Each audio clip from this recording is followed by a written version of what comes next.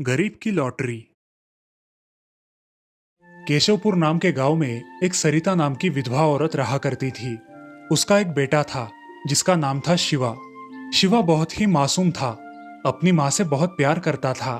उनके हालात बहुत गरीब होने के कारण वो लोग कोई त्योहार तक नहीं मना पाते थे। सरिता घर घर जाकर लोगों के यहाँ काम करती थी। ऐसे ही एक दिन माँ, तुम हमेशा काम करती हो, मेरे लिए तुम्हें वक्त ही नहीं मिलता। नहीं मेरे बच्चे, अगर मैं काम नहीं करूंगी तो हम खाना क्या खाएंगे। हाँ माँ, तुम सही कह रही हो। मैं बड़ा होकर नौकरी करूँगा और तब तुम्हें काम करने की कोई जरूरत नहीं पड़ेगी माँ। हाँ मेरे बेटे। सरिता अपने बेटे को गले लगा लेती है और अपने काम में लग जाती है। शिवा अपने माँ की हर तरह से मदद कर दिया करता था। वो स्कूल जाकर बहुत पढ़ाई करता था और उसकी मेहनत भी रंग लाया करती थी। वो स्कूल में हर साल अव्वल आया करता था, जिस वजह से स्कूल की तरफ से उसे स्कॉलरशिप मिला करती थी और उसी स्कॉलरशिप से उसकी पढ़ाई चल रही थी। स्कूल के बाद शिवा अपने माँ के साथ काम पर जाता था। उसे पढ़ाई का इतना शौक था कि उसे जहाँ जो कुछ मिले वो पढ़ाई शुरू कर देता और इसी वजह से उसकी जनरल नॉलेज बहुत अच्छी बन गई थी। ऐसे ही एक दिन वो अपनी माँ के साथ हरि प्रसाद जी के घर गया। बेटा तुम यहाँ बैठो, मैं मेरे काम खत्म करके आती हूँ। हाँ माँ, तुम जाओ, मैं यहीं पर हूँ। ठीक है, मैं आती हूँ। सरिता वहां से काम करने चली जाती है। शिवा वही हॉल में बैठकर एक न्यूज़पेपर लेकर पढ़ने लगता है। तभी हरिप्रसाद जी की लड़की शमा वहां आती है और शिवा को देखकर उसे बोलती है, ए, तुम यहाँ क्या कर रहे हो? मैं यहाँ मेरी माँ के साथ आया हूँ। अच्छा, मगर तुम्हें मेरे घर में इस पेपर को किसने हाथ लगाने बोला? ये मेरा है, समझे? अरे मैं इसे सिर्फ पढ़ रहा हूँ, मैंने इसे कुछ नहीं किया। अच्छा, मेरे घर में आकर मुझसे ही झगड़ा कर रहे हो? पिताजी, पिताजी। उसकी आवाज सुनकर हरिप्रसाद बाहर आते हैं। क्या हुआ है मेरी बच्ची, क्यों आवाज लगा रही हो?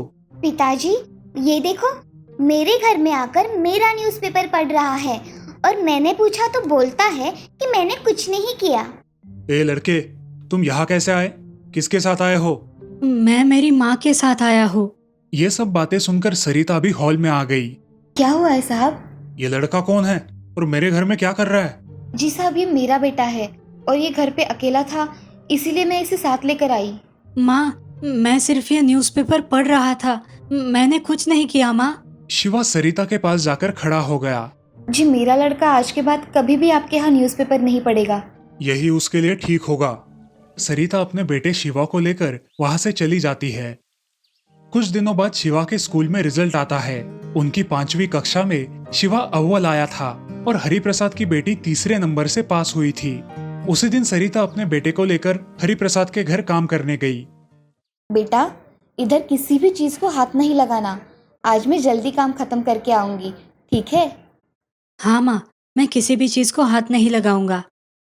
मैं काम खत्म करके आती हूँ। ऐसा कहकर सरिता वहां से चली गई। शिवा चुपचाप वहां एक कोने में खड़ा रहा। कुछ देर बाद शमा के कुछ दोस्त उसके घर आए। सब लोग हंसी मजाक करने लगे और शमा का स्कूल में तीसरा नंबर आने की वजह से शमा ने एक केक काटा। आओ दोस्तों, चलो मिलकर हम केक कट करते हैं। शमा और उसके सारे दोस्त केक खाने लगे। कोने में खड़ा शिवा ये सब देख रहा था। तभी उसकी माँ काम खत्म करके वहां आई। चले बेटा घर, बहुत देर हो रही है। माँ, मुझे भी केक चाहिए। चलो बेटा, ये केक हमारे लिए नहीं है। मगर माँ, उन्होंने तो वो केक कुत्ते को भी खिलाया, मगर मुझे एक टुकड़ा भी नहीं दिया। नहीं मेरे बच्चे, जब मेरे पास पैसे आ जाएंगे तब मैं खुद मेरे बच्चे को केक खरीद कर दूंगी। सच में माँ? हाँ मेरे बेटे, चलो अब घर। हाँ माँ। अब शिवा और सरिता घर जाने के लिए निकलते हैं। घर जाते जाते रास्ते में एक छोटा बच्चा सरिता के पास आता है और उसे कहता है, माँ जी, आप एक लॉटरी का टिकट ले लीजिए ना, सिर्फ 1 रुपए का है, ले लीजिए ना। माँ, ले लो ना लॉटरी का टिकट। ठीक है, दे दो। सरिता उस बच्चे को 1 रुपया देकर उससे वो टिकट खरीद लेती है और शिवा और सरिता घर जाते हैं। घर जाकर सरिता उस टिकट को भगवान के सामने रखती है और घर के काम करने लग जाती है। शिवा मन ही मन भगवान से प्रार्थना करता है, हे भगवान, तुम हमेशा सबकी सुनते हो, आज मेरी भी सुन लो, मुझे ये लॉटरी का टिकट लगने दो। दूसरे दिन सरिता अपने घर के काम खत्म करके शिवा को लेकर फिर से हरिप्रसाद के घर जाती है। उस दिन भी शिवा की नजर एक न्यूज़पेपर पर पड़ती है, लेकिन उसे पिछली बार का किस्सा याद था, इसीलिए वो चुपचाप एक कोने में खड़ा हो गया। तभी हरिप्रसाद की बेटी शमा वहां आई और उससे कहा, ए शिवा, इधर आओ, मेरे ये खिलौने भरकर एक जगह रख दो।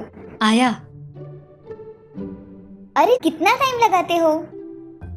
शमा सोफे पे बैठकर न्यूज़पेपर पढ़ने लगी। तभी उसकी नजर एक लॉटरी के टिकट पर गई और उसने अपने पिताजी से कहा, पिताजी, मैंने आपसे कहा था ना कि कल एक लॉटरी का टिकट ले लो, मगर आपने नहीं लिया। देखो 11223 नंबर को लॉटरी लगी है पिताजी। अच्छा बाबा, कल लेकर दूंगा, ठीक है? जी पिताजी। ऐसा कहकर शमा न्यूज़पेपर पढ़ने में व्यस्त हो गई। तभी शिवा ने अपने साथ लाया वो लॉटरी का टिकट निकाला और उस पर जो नंबर था वो देखा और उसे वही नंबर दिखाई दिया जो उस न्यूज़पेपर में था। उसने तुरंत अपनी माँ को आवाज लगाई। माँ, माँ जल्दी इधर आओ। शिवा की आवाज सुनकर सरिता जल्दी जल्दी बाहर आ गई। उसने शिवा के हाथ में वो लॉटरी का टिकट देखा और कहा, अरे क्या हुआ है शिवा, ऐसे आवाज क्यों दी बेटा? अरे माँ, हमें लॉटरी का टिकट लगा है, अब तुम्हें काम करने की कोई जरूरत नहीं। क्या शिवा, ये सच है? हाँ माँ, ये सच है, और अब हमें किसी अमीरों के यहाँ नौकरी भी नहीं करनी पड़ेगी। चलो माँ यहाँ से। हाँ चलो सेठ जी, मैं आती हूँ। ऐसा कहकर सरिता और उसका बेटा शिवा वहाँ से चले जाते हैं। शमा और हरिप्रसाद उन दोनों की ओर देखते ही रहते हैं। उन लॉटरी के पैसों की मदद से सरिता एक अच्छा घर बनवा लेती है, अपने बेटे शिवा की सारी जरूरतें पूरी करती है, उसे उसका मनचाहा केक भी खिलाती है। अब सरिता को काम करने की कोई जरूरत नहीं बची और वो अपने बेटे के साथ हंसी खुशी रहने लगी। इस कहानी से हमें ये सीख मिलती है कि हमें किसी की गरीबी का मजाक नहीं उड़ाना चाहिए, सबको सम्मान देना चाहिए। ईमानदार मजदूर। श्रीरंगपुर नाम के गांव में शिवा नाम का एक आदमी रहता था। वो और उसकी पत्नी निर्मला बहुत मेहनत किया करते थे। गरीबी होने के कारण उनके खाने के भी लाले पड़ते थे। शिवा और निर्मला बहुत ही नेकदिल इंसान थे, लेकिन गरीबी के कारण कुछ लोग उनसे बुरा व्यवहार करते थे। ऐसे ही एक दिन, अजी, ये लोग हमारे साथ ऐसा व्यवहार क्यों करते हैं? हमने इनका क्या बिगाड़ा है? पानी भरने गई तो अलग ही नजर से देखते हैं और गरीब होने का एहसास दिलाते हैं। हमने इनका कुछ नहीं बिगाड़ा, इन लोगों को हमें तकलीफ में देखकर बहुत मजा आता है। खैर, तुम इनकी बातों पर ध्यान मत दो, वरना जीना मुश्किल हो जाएगा। हमें हमेशा अच्छी बातें सोचनी चाहिए। चलो, मुझे भूख लगी है, खाना खाते हैं। हाँ चलिए, आप हाथ धोकर आइए, मैं खाना लगाती हूँ। शिवा और निर्मला खाना खाकर सो जाते हैं। अगले दिन निर्मला जल्द ही उठकर अपने सारे काम पूरे कर लेती है और काम करने के लिए बाहर निकलती है। तभी शिवा भी तैयारी करके वहां आता है। आज मुझे थोड़ी देर हो सकती है, तुम खाना खा लेना, ठीक है? जी ठीक है। मैं चलता हूँ। जी। ऐसा कहकर निर्मला और शिवा दोनों घर से बाहर निकलते हैं। निर्मला एक खेत में काम कर रही थी, तभी उसे बहुत प्यास लगती है। निर्मला पानी पीने के लिए अपने मटके के पास जाती है, लेकिन उसमें पर्याप्त पानी ना होने के कारण निर्मला पानी लेने के लिए गांव में जाती है। उनका गांव ऐसा गांव था जहां दूर दूर तक पानी नहीं था। गांव में एक ही कुआं था, उसी कुएं का पानी सब लोग पिया करते थे। निर्मला गांव में आकर उस कुएं से पानी निकालती है और वापस खेत में चली जाती है। खेत में जाते समय रास्ते में उसके सामने एक बड़ी गाड़ी आकर रुकती है। गाड़ी में से एक व्यापारी उससे कहता है, अरे बहन जी, मुझे थोड़ा पानी मिल सकता है क्या? मुझे बहुत प्यास लगी है, लेकिन मुझे कहीं पानी नहीं मिला। अगर आपके मटके में से थोड़ा पानी मिल जाए तो बहुत एहसान होगा। भाई साहब, आप मुझे बहन बोल रहे हो और मुझसे एहसान की बातें कर रहे हो? ये लीजिए पानी, आपको जितना चाहिए उतना पी लीजिए। निर्मला अपना मटका उस व्यापारी को देती है। व्यापारी मटके से पानी पीकर बहुत संतुष्ट होता है। बहन, तुमने सच में मुझे कर्जदार बना दिया। बोलो तुम्हें क्या चाहिए, मैं तुम्हें दे दूंगा। जी मुझे कुछ नहीं चाहिए, सिर्फ अगली बार जब इस रास्ते से जाओगे तो मेरे घर जरूर आना। हाँ हाँ, मैं जरूर आऊंगा बहन, चलता हूँ। जी। ऐसा बोलकर निर्मला अपना काम करने जाती है। व्यापारी भी अपनी गाड़ी लेकर चला जाता है। कुछ देर बाद व्यापारी अपनी गाड़ी लेकर गांव से जा रहा था। तभी अचानक जोर से बारिश शुरू हो गई। व्यापारी के गाड़ी का पहिया एक गड्ढे में फंस गया और व्यापारी अपनी गाड़ी वहां से हिला ही नहीं पा रहा था। हाय रे मेरी किस्मत, आज ही गाड़ी का पहिया अटकना था। व्यापारी मदद के लिए इधर उधर देखता है। उसकी नज़र कुछ गांव वालों पर पड़ती है। वो उनसे मदद मांगता है। भाइयों, मुझे आपकी कुछ मदद चाहिए। मेरी गाड़ी का पहिया यहाँ फंस गया है, आप मेरी मदद करोगे? अरे भाई, यहाँ इतनी बारिश है, हम घर जाने की कोशिश कर रहे हैं और तुम हमें मदद के लिए बोल रहे हो। चलो भाइयों चलो, हमें इस बारिश में और नहीं भीगना है। हाँ चलो। ऐसा कहकर वो सभी लोग वहां से चले जाते हैं। व्यापारी फिर से गाड़ी में बैठकर गाड़ी शुरू करने की कोशिश करता है। तभी व्यापारी की नज़र वहां से जाते हुए शिवा पर पड़ती है और अरे भाई सुनते हो, मेरी गाड़ी इस गड्ढे में फंस गई है, क्या तुम मेरी मदद करोगे? जी साहब बिल्कुल, आप गाड़ी स्टार्ट करके देखिए, मैं पीछे से धक्का देता हूँ। व्यापारी गाड़ी में जाकर बैठता है और गाड़ी स्टार्ट करता है। शिवा गाड़ी को पीछे से धक्का मारता है। बारिश के कारण उसके कपड़ों पर बहुत सारा कीचड़ उड़ता है, लेकिन उसकी परवाह किए बिना शिवा जोर लगाकर उस गाड़ी को धक्का मारता है। बहुत मेहनत करने के बाद गाड़ी उस गड्ढे से बाहर निकलती है। व्यापारी गाड़ी थोड़ा आगे लेकर जाता है और गाड़ी थमाकर गाड़ी से उतरकर शिवा से बात करता है। धन्यवाद भाई, तुम्हारा नाम क्या है? शिवा। क्या काम करते हो शिवा? मैं मजदूरी करता हूँ साहब, मुझे काम की बहुत ज़रूरत है। आज भी कोई काम नहीं मिला, इसीलिए मैं घर लौट कर जा रहा हूँ और आपने आवाज़ लगा दी। अच्छा, मेरा शहर में बहुत बड़ा कारोबार है, तुम वहाँ काम करने के लिए आ सकते हो। मुझे तुम्हारा स्वभाव बहुत अच्छा लगा, मैं तुम्हें मेरे कंपनी में नौकरी दे सकता हूँ। साहब आप सच कह रहे हैं? मैं आपका ये एहसान कभी नहीं भूलूंगा। मैंने जब बाकी लोगों से मदद मांगी तो कोई भी मदद करने के लिए आगे नहीं आया और तुमने मेरी मदद बिना किसी स्वार्थ के कर दी, इसीलिए मैं बहुत खुश हूँ। मैं चलता हूँ, और हाँ, 8 दिनों बाद मैं तुम्हें और तुम्हारे परिवार को लेने के लिए यहाँ आऊँगा। हम सब शहर जाएंगे, तुम अपना सामान वगैरह पैक करके रखना। जी साहब। साहब लेकिन हम इतने बड़े शहर में रहेंगे कहाँ? अरे तुम्हारे घर का भी इंतज़ाम कर दूंगा, तुम चिंता मत करो। जी साहब, मैं चलता हूँ, तैयारी करके रखना। जी साहब। ऐसा कहकर व्यापारी वहाँ से चला जाता है। शिवा भी अपने घर आता है। अरे निर्मला सुनती हो, अब हम इस गांव में नहीं रहेंगे, 8 दिनों बाद हम शहर चले जाएंगे। मुझे एक बहुत बड़े साहब ने उनके कंपनी में काम दिया है। आप सच कह रहे हो? ये तो बड़ी खुशी की बात है। हाँ निर्मला, वो मालिक बहुत ही दयालु थे, वो हमें रहने के लिए घर भी देने वाले हैं। अब हम यहाँ नहीं रहेंगे, तुम सामान पैक करके रखना। जी ठीक है। ऐसा कहकर दोनों भी अपने अपने काम में लग जाते हैं। ऐसे ही कुछ दिन बीत जाते हैं और व्यापारी अपने कहे मुताबिक उन दोनों को लेने के लिए उस गांव में आता है। व्यापारी की आलीशान गाड़ी देखकर गांव वाले चकित हो जाते हैं। अरे इतनी बड़ी गाड़ी, और वो भी शिवा के घर के बाहर। गाड़ी शिवा के घर के सामने आकर खड़ी हो जाती है। व्यापारी गाड़ी से उतरता है। अरे आइए ना साहब, आप सच में आ गए, मुझे मेरी आंखों पर विश्वास नहीं हो रहा। आइए ना आइए। अब व्यापारी उसके घर में आता है। तभी निर्मला पानी लेकर आती है। भाई साहब, आप मेरे घर आए? बैठिए ना, मेरे लिए ये तो बड़ी सौभाग्य की बात है कि आप मेरे घर आए। तुम दोनों एक दूसरे को पहचानते हो? हम पहले भी मिले हैं, ये मेरी बहन है। जी भाई साहब को बहुत प्यास लगी थी, इसी वजह से मैंने उन्हें पानी पिलाया और तब से मैं इनकी बहन हो गई। अच्छा, ये तो बड़े आश्चर्य की बात है। शिवा और निर्मला व्यापारी की गाड़ी में बैठकर शहर चले जाते हैं। ये सब देखकर गांव वाले बहुत हैरान हो जाते हैं। जिस तरह से उन्होंने शिवा और निर्मला के साथ व्यवहार किया था, उसकी उन्हें शर्म आती है। वहाँ दूसरी तरफ व्यापारी दोनों को शहर लेकर गया। उस व्यापारी ने शिवा को अपनी एक कंपनी का मैनेजर बना दिया। ऐसे ही कुछ साल बीत गए। शिवा ने अपनी जिम्मेदारी बखूबी निभाई और अपनी ईमानदारी के जोर पर पूरे परिवार को एक खुशहाल जिंदगी प्रदान की। इस कहानी से हमें ये सीख मिलती है कि सच्चाई और ईमानदारी का फल हमेशा अच्छा ही होता है। आचार वाली की सफलता। मलकापुर नाम के गांव में एक सुशीला नाम की औरत रहा करती थी। वो बहुत ही गरीब थी। उसके घर में खाने के हमेशा लाले पड़ते थे। सुशीला के घर में उसका पति केशव था, जिसे पैरालिसिस का अटैक आने की वजह से वो कुछ भी काम नहीं कर सकता था। उन दोनों को एक बेटा था राम और बेटी थी राधा। परिवार में सुशीला ही कमाती थी। राधा और राम भी उसे उसके काम में मदद कर दिया करते थे। इसके साथ साथ वो दोनों स्कूल में जाकर खूब पढ़ाई करते थे। हमारे बच्चे बहुत ही होशियार और समझदार है। हाँ सुशीला, तुम सच कह रही हो, हमारे बच्चे बहुत समझदार है। चलो अब मैं काम करने जाती हूँ। हाँ, सुशीला अपना काम करने चली जाती है। वो घर घर जाकर काम किया करती थी। जिसके घर में जो काम मिले वो काम वो कर लेती थी।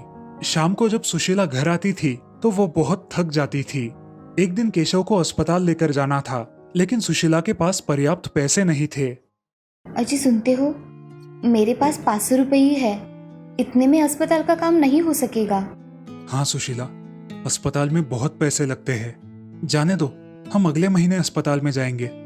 मैं कुछ मेरे मालकिन से मांग कर देखती हूँ, हमारा काम हो जाएगा और वो मेरे तनख्वाह से काट लेगी। नहीं नहीं सुशीला, हम अगले महीने ही अस्पताल जाएंगे, इस महीने नहीं जाएंगे। अजय आप ऐसा क्यों कर रहे हो? हम इसी महीने जाएंगे। अभी मैं ठीक हूँ सुशीला, मेरी चिंता मत करो। जी ठीक है, मगर मेरी तनख्वाह होने के बाद आप अस्पताल जाने के लिए ना नहीं कहेंगे। अच्छा ठीक है। उस रात सब लोग खाना खाने के लिए बैठते हैं। तब राम उसकी माँ से, माँ, तुम्हारे हाथ का अचार मुझे बहुत अच्छा लगता है और मेरे दोस्तों को भी बहुत पसंद आता है। हाँ माँ, मेरी सहेलियों को भी तुम्हारे हाथ का बनाया हुआ अचार बहुत अच्छा लगता है। अच्छा, पहले खाना खा लो, बाद में बातें करेंगे। ऐसे ही कुछ दिन बीत जाते हैं और पूरे देश में कोरोना की भयंकर महामारी आती है, जिसकी वजह से कोई भी घर के बाहर निकल नहीं सकता था। अजी मैं काम करने जाती हूँ, नहीं तो पैसे कैसे आएंगे और हम क्या खाएंगे? अच्छा, मगर मैंने सुना है कि ये कोरोना नाम की बीमारी बहुत खतरनाक है। जी मुझे नहीं पता ये कोरोना क्या है, मगर काम नहीं करेंगे तो हम लोग खाएंगे क्या? तुम सच कह रही हो, ये सब मेरी वजह से हुआ है। ना ही मुझे ये पैरालिसिस का अटैक आता और ना ही तुम्हें घर घर जाकर काम करना पड़ता। अजय आप ऐसा क्यों कह रहे हो? मैं कमाऊं या आप कमाओ, एक ही तो है। मैं काम पर जाकर देखती हूँ। सुशीला बाहर चली जाती है। वो देखती है कि रोड पर कोई भी नहीं था। तभी सुशीला की नजर एक पुलिस वाले पर पड़ती है। वो उसके पास जाती है। साहब क्या हुआ है? कोई भी नहीं है रास्ते पर, इतना सुनसान क्यों है हमारा गांव? आपको पता नहीं है क्या, कोरोना की वजह से अब कोई घर के बाहर नहीं निकलता। और हाँ, आप हमेशा मुंह पे मास्क लगाना। किसी भी चीज को हाथ लगाने से पहले अपने हाथ सैनिटाइजर से सैनिटाइज कर लेना। चलो अब घर जाओ, जरूरत होगी तो ही घर से बाहर निकलना। साहब मैं घर घर जाकर काम करती हूँ, अगर मैं काम नहीं करूँगी तो मेरा गुजारा कैसे होगा? राशन की दुकान पर राशन मिल रहा है, उससे अपना महीने का काम चला लो। अब कोई दूसरा चारा भी नहीं है। ऐसा कैसे चलेगा साहब? अरे बहन जी, ये आपका ही नहीं सब लोगों का हाल है। और अगर आप काम करने जाएंगी ना तो आपको भी कोरोना हो जाएगा। इसीलिए सरकार ने लॉकडाउन जाहिर किया है। अब आप घर चली जाओ।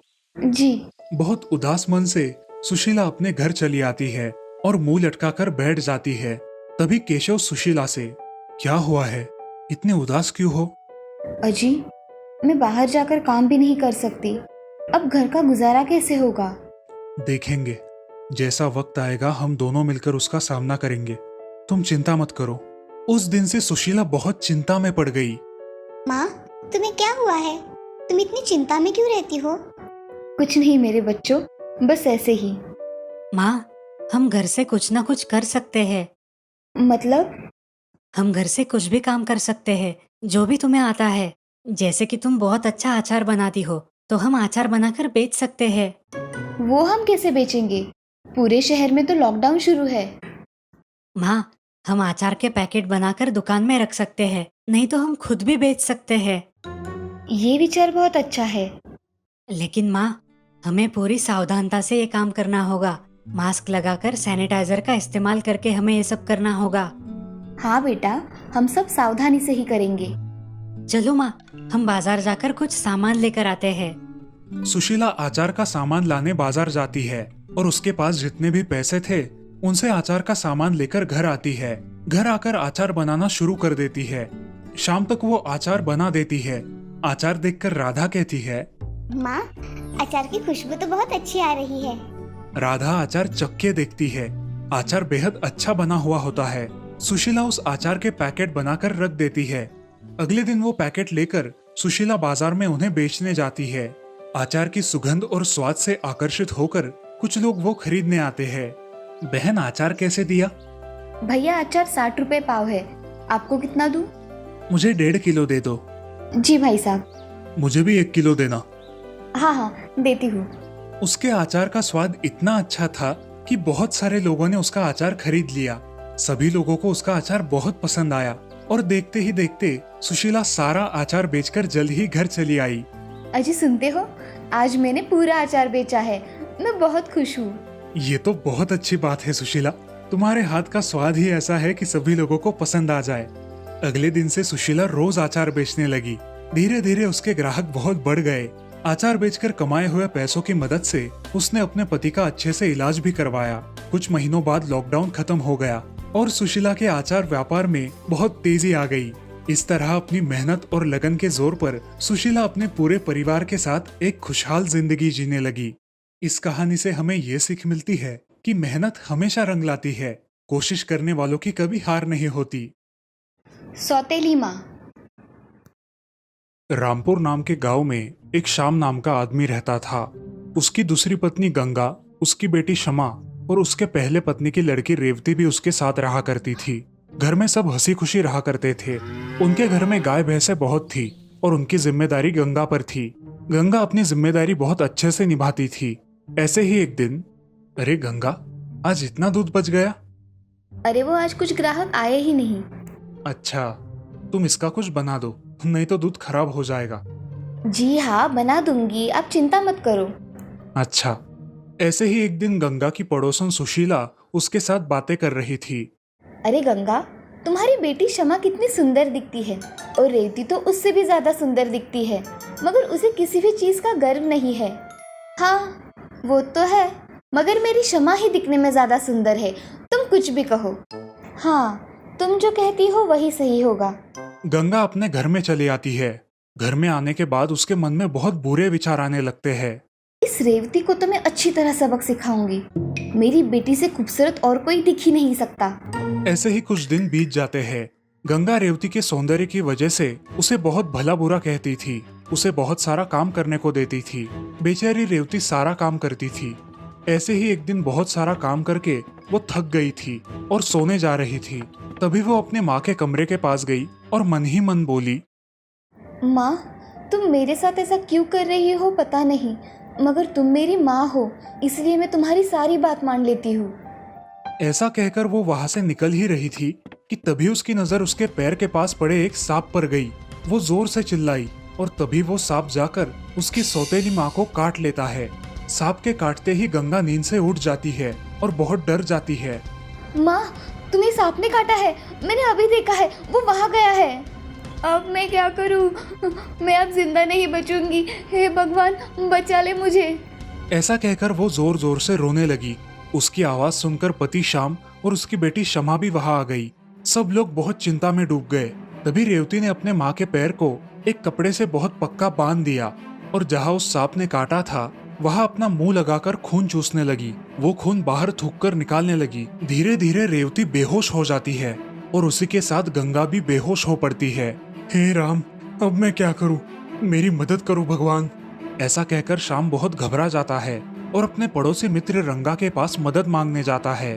रंगा, मेरी पत्नी को सांप ने काट लिया है और उसके पैर को रेवती ने चूस लिया, इसलिए अब वो भी बेहोश हो गई है। मेरे साथ चलो, हम उन्हें अस्पताल लेकर जाते हैं। हाँ हाँ चलो। रंगा और श्याम उसके घर गए और उन दोनों को उठाकर अस्पताल लेकर आए। अस्पताल में डॉक्टर ने कहा, इनको सांप ने काटा है, इनका जल्द ही इलाज करना पड़ेगा। हाँ डॉक्टर, मेरी पत्नी और बेटी दोनों को बचा लीजिए। जी। ऐसा कहकर श्याम और रंगा बाहर खड़े रहते हैं। रेवती और गंगा को अस्पताल में इलाज के लिए दाखिल कर लिया जाता है। श्याम बहुत चिंता में पड़ जाता है। ऐसे ही थोड़ी देर बाद डॉक्टर बाहर आते हैं। इनके पति कौन है और पिताजी?